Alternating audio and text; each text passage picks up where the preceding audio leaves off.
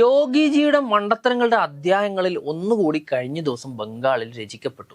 ബംഗാളിന്റെ വിപ്ലവ വീര്യത്തെക്കുറിച്ച് വാചാലനാകുമ്പോൾ കുറഞ്ഞ പക്ഷം ആ ചരിത്രമെങ്കിലും ഒന്ന് പഠിച്ചിട്ട് പോകാമായിരുന്നു എന്ന പരിഹാസമാണ് ഇപ്പോൾ സോഷ്യൽ മീഡിയയിൽ നിറയുന്നത്.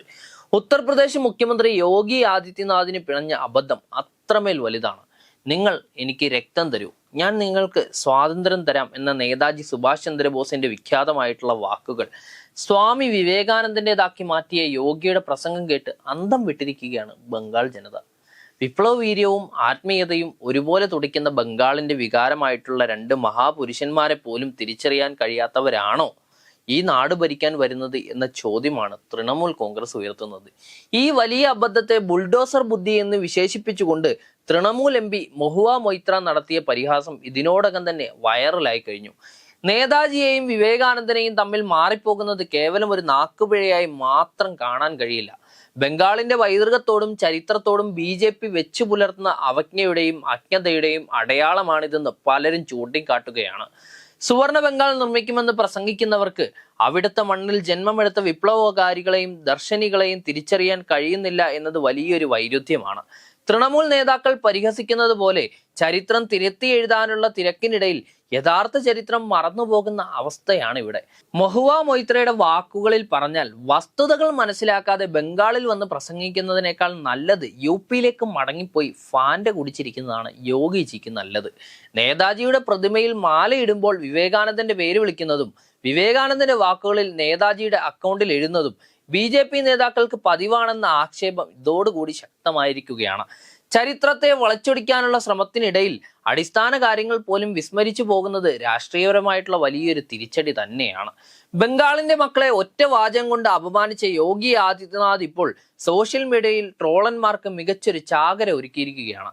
ചരിത്രം പഠിച്ചില്ലെങ്കിലും വേണ്ടില്ല, ചുരുങ്ങിയത് ആ ഗൂഗിളെങ്കിലും ഒന്ന് നോക്കാമായിരുന്നു എന്നാണ് പലരും കമന്റ് ചെയ്യുന്നത്.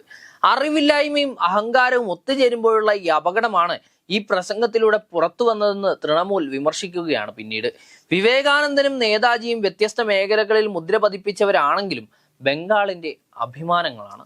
അവരെ തിരിച്ചറിയാനോ അവരുടെ ആശയങ്ങളെ ബഹുമാനിക്കാനോ കഴിയാത്തവർ ബംഗാൾ ജനതയുടെ മനസ്സ് കീഴടക്കാൻ കഴിയില്ലെന്ന് ഈ സംഭവം ഒരിക്കൽ കൂടി ഓർമ്മിപ്പിക്കുകയാണ്.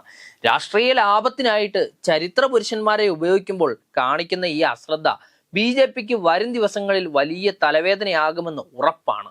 ചുരുക്കത്തിൽ ബംഗാളിൽ വന്ന് പുലിയാകാൻ നോക്കിയ യോഗിക്ക് ചരിത്രബോധമില്ലാത്ത ഒരാളെന്ന ലേബലുമായി മടങ്ങിപ്പോകേണ്ടി വരുന്ന ഒരു കാഴ്ചയാണ് രാഷ്ട്രീയ ലോകം കാണുന്നത്.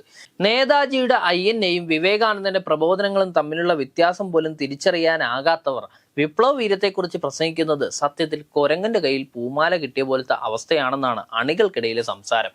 UPയിൽ ബുൾഡോസർ ഓടിക്കുന്നത് പോലെ അത്ര എളുപ്പമല്ല ബംഗാളിന്റെ ചരിത്രം കൈകാര്യം ചെയ്യുന്നതെന്ന് യോഗിജിക്ക് ഇപ്പോൾ മനസ്സിലായിട്ടുണ്ടാവും. ബംഗാളിന്റെ വിപ്ലവകാരികൾ ആയുധമെടുത്തത് രാജ്യത്തിന്റെ മോചനത്തിനായിരുന്നുവെങ്കിൽ വിവേകാനന്ദൻ ആത്മീയതയിലൂടെ ഇന്ത്യയുടെ യശസ് ലോകത്തിനു മുന്നിൽ ഉയർത്തുകയായിരുന്നു.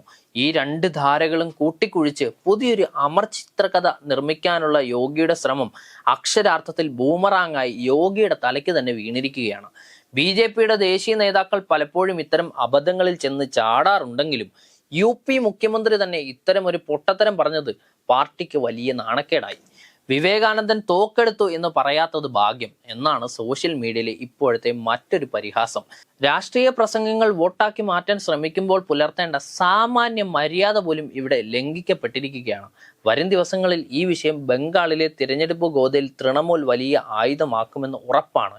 ഏതായാലും യോഗി ആദിത്യനാഥിന്റെ ഈ ചരിത്ര പ്രസംഗം ഇന്ത്യൻ രാഷ്ട്രീയ ചരിത്രത്തിലെ തന്നെ ഏറ്റവും വലിയൊരു തമാശയായിട്ട് രേഖപ്പെടുത്തും.